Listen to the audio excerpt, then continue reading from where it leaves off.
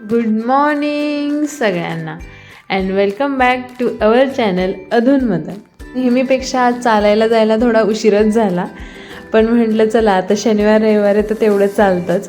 शनिवार रविवार जसा निवांत असतो तसंच ह्या 2 दिवशी आयुष्य पण असं एकदम निवांत चाललेलं असतं. इतर दिवशी फक्त ह्या लेन्सने चालतो आणि परत वापस जातो, पण शनिवार रविवार म्हटलं की दोरी सोबत आणली होती आणि म्हटलं आज निवांत सर्व चालून झाल्यावर बसूया आणि नंतर ह्या दोरउड्या मारून घरी जाऊया.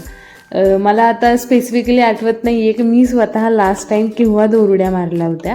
शाळेत असताना किंवा कॉलेजला असताना मारतो, पण त्याच्यानंतर आपण योगा वगैरे करतो डेली किंवा जे नॉर्मल वर्कआउट्स असतात ते करतो, पण मी तरी काय दोरउड्या मारल्या नाहीत. म्हटलं आज आणली आहेस दोरी तर मारूया. तो दोरउड्या मारायला घेतल्या, पण फजिती अशी झाली की सवय नाही आणि एवढा दम लागत होता, पण कसं बसं मारल्या.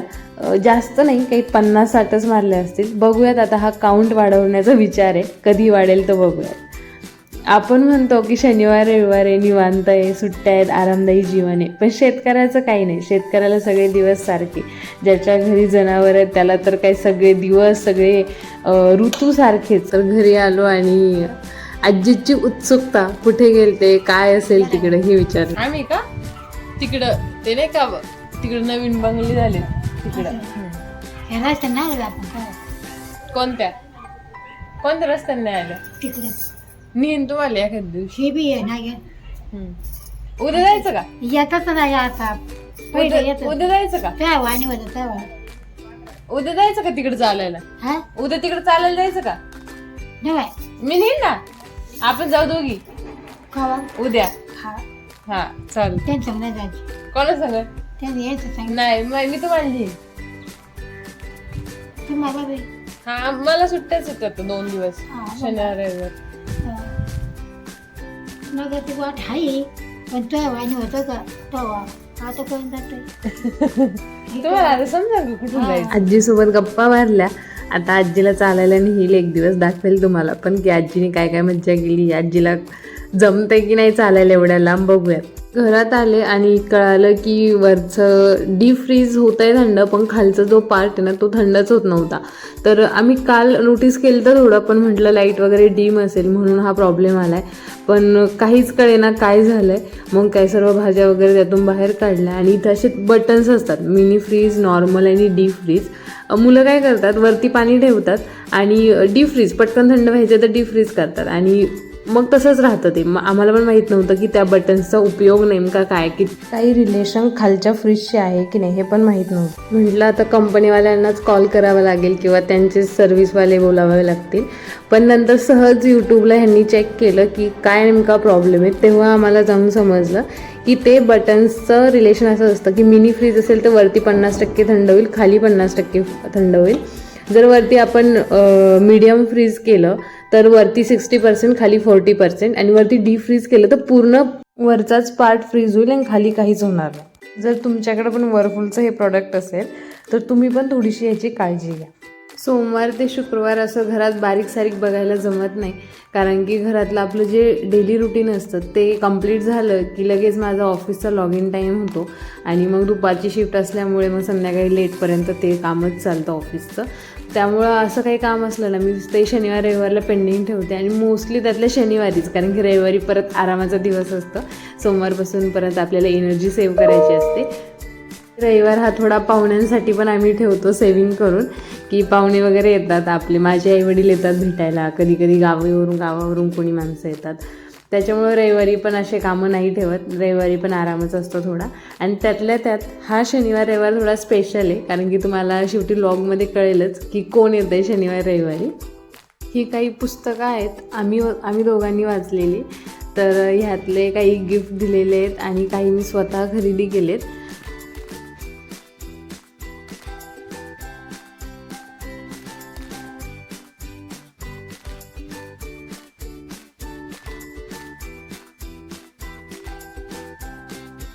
माझ्यापेक्षाही ह्यांना वाचायला खूप आवडतं.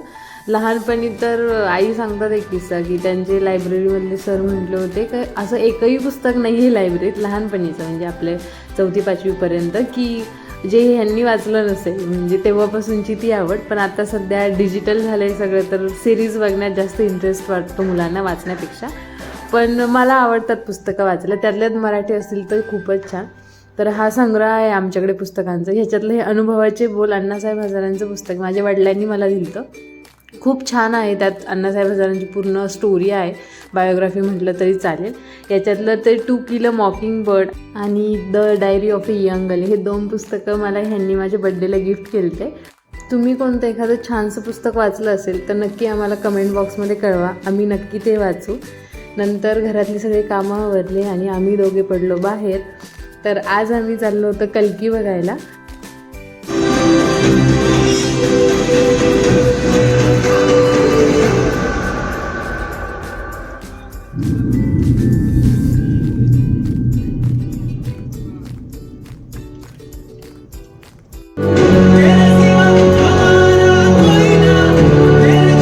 अश्वत्थामा, द्रोणाचार्य को बड़ा शक्तिशाली होगा, तब तुम्हें ही उस घर की रक्षा करनी होगी.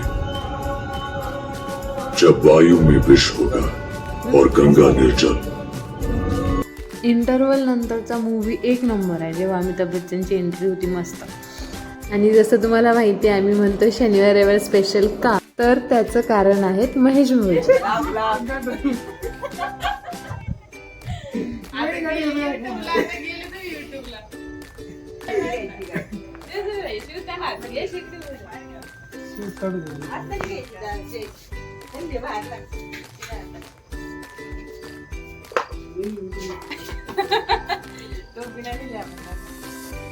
Welcome back to my channel Manmaja. Please subscribe and subscribe.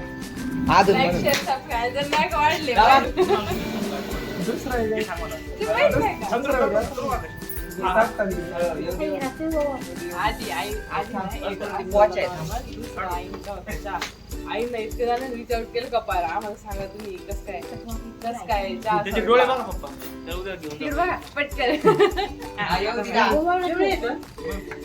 आई धरा.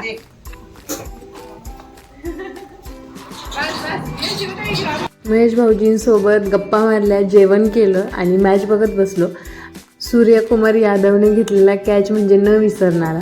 ह्याच्यापेक्षा भारी विकेंड होऊच शकत नाही. Thank you India team.